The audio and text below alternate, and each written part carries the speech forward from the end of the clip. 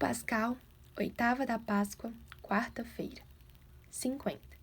Deixar-se ajudar. 1. No caminho de Emaús, Jesus vive e está ao nosso lado. 2.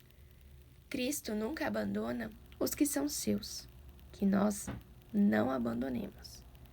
A virtude da fidelidade, ser fiéis nas pequenas coisas. 3.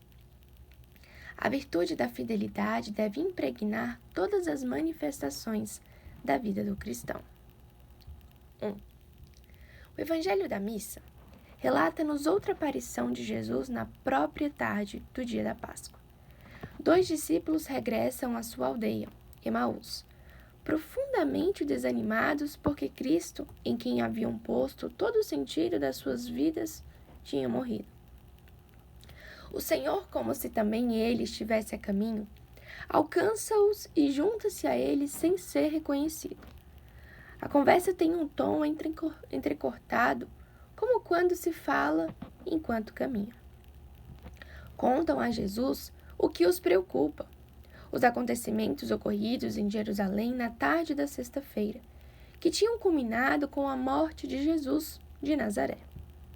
A crucifixão do Senhor fora uma grave prova para as esperanças de todos aqueles que se consideravam seus discípulos e que, num grau ou no outro, tinham depositado nele a sua confiança. Tudo se tinha passado com grande rapidez e ainda estavam muito abalados com o que tinham visto. A conversa que mantêm com o Senhor revela a imensa tristeza, a desesperança e o desconcerto de que estavam possuídos. Nós esperávamos que fosse ele quem haveria de restaurar Israel, é o que dizem. Falam de Jesus como de uma realidade passada, Jesus de Nazaré, que era um profeta poderoso. Reparai no contraste. Dizem era, e no entanto, tem-no ao seu lado, caminha com eles, está na sua companhia, perguntando-lhes pela razão, pelas raízes íntimas da sua tristeza. Era, dizem eles. Nós, se fizéssemos um exame sincero e detido da nossa tristeza, dos nossos desalentos, dos nossos altos e baixos, compreenderíamos de que estamos incluídos nessa passagem do Evangelho. Verificaríamos que dizemos espontaneamente, Jesus foi, Jesus disse, porque esquecemos que, como no caminho de Emaús, Jesus está vivo e ao nosso lado, agora mesmo. Esta redescoberta aviva a fé, ressuscita a esperança, mostra-nos Cristo como uma felicidade presente. Jesus é, Jesus prefere, Jesus diz, Jesus manda, agora mesmo. Jesus vive. Os 2 discípulos sabiam da promessa de Cristo sobre a sua ressurreição ao terceiro dia, e naquela mesma manhã tinham ouvido as santas mulheres dizer que tinham visto o sepulcro vazio e os anjos.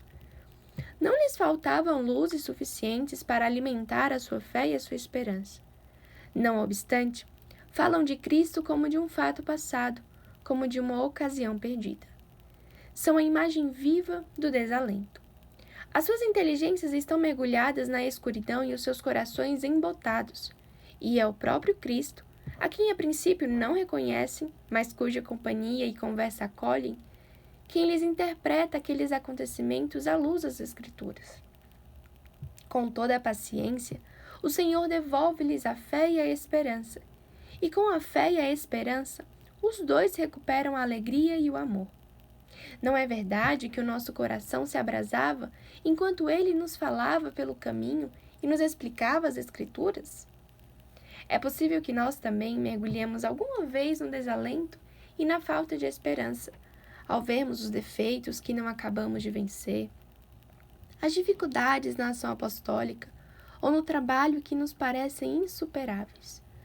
Nessas ocasiões, se nos deixarmos ajudar, Jesus não permitirá que nos afastemos dele. Talvez seja na direção espiritual, ao abrirmos a alma com sinceridade, que vejamos novamente o Senhor. E com ele, chegam sempre a alegria e os desejos de recomeçar quanto antes. Levantaram-se na mesma hora e voltaram a Jerusalém.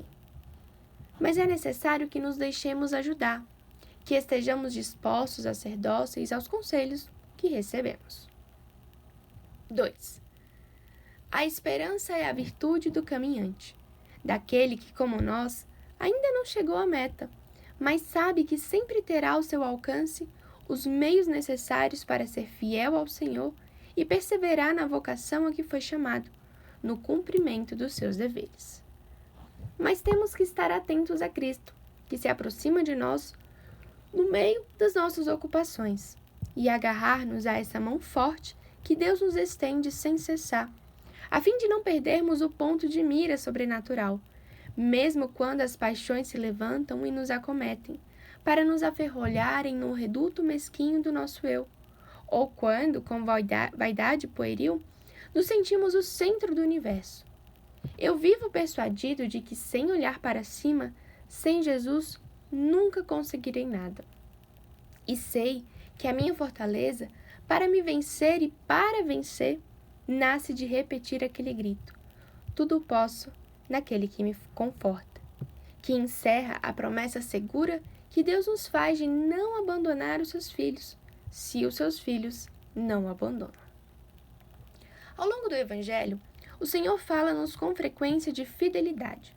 Aponta-nos o exemplo do servo fiel e prudente, do criado bom e leal nas menores coisas, do administrador fiel, etc. A ideia da fidelidade está tão enraizada no cristão que bastará o título de fiéis para designar os discípulos de Cristo.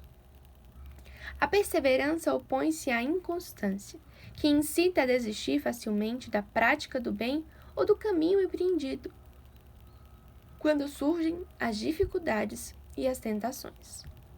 Opõe-se também, e em primeiríssimo lugar, a soberba, que vai minando os próprios alicerces da fidelidade e debilita a vontade na luta contra os obstáculos. Sem humildade, a perseverança torna-se frágil e quebradiça. Opõe-se ainda o meio ambiente, a conduta de pessoas que deveriam ser exemplares e não o são. E por isso mesmo, parecem querer dar a entender que a fidelidade não é um valor fundamental da pessoa. Os obstáculos à lealdade, aos compromissos adquiridos, podem, enfim, ter a sua origem no descuido habitual dos pormenores. O próprio Senhor nos disse: aquele que for fiel nas pequenas coisas, também o será nas grandes. O cristão que não se desleixa nos pequenos deveres em que se desdobra o seu trabalho profissional, que luta por manter-se na presença de Deus durante a jornada, que guarda com naturalidade os sentidos, o marido que é leal à sua esposa nos pequenos incidentes da vida diária, o estudante que prepara as suas aulas todos os dias, esses estão a caminho de ser fiéis quando seus compromissos lhe reclamarem um autêntico heroísmo. A fidelidade até o fim da vida exige que se saiba recomeçar quando, por fragilidade, tenha havido algum tropeço, que se persevere no esforço ao longo da vida, ainda que não faltem momentos isolados de covardia ou derrota. A chamada de Cristo exige uma persistência firme e teimosa, buscada numa compreensão sempre mais profunda da grandeza e das exigências do caminho que Deus traçou para cada homem. 3. A virtude da fidelidade deve estar presente em todas as manifestações da vida do cristão. Nas relações com Deus, com a igreja e com o próximo, no trabalho, nos deveres de Estado e de cada um consigo próprio.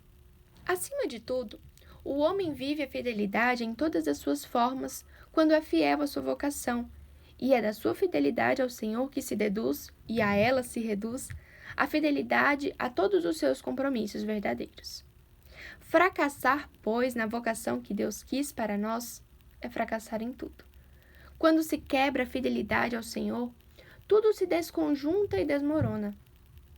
Se bem que na sua misericórdia Deus pode recompor tudo, se o homem assim lhe pede humildemente. Não esqueçamos que é o próprio Deus quem sustenta constantemente a nossa fidelidade e que Ele conta sempre com a fragilidade da natureza humana, com os seus defeitos e erros.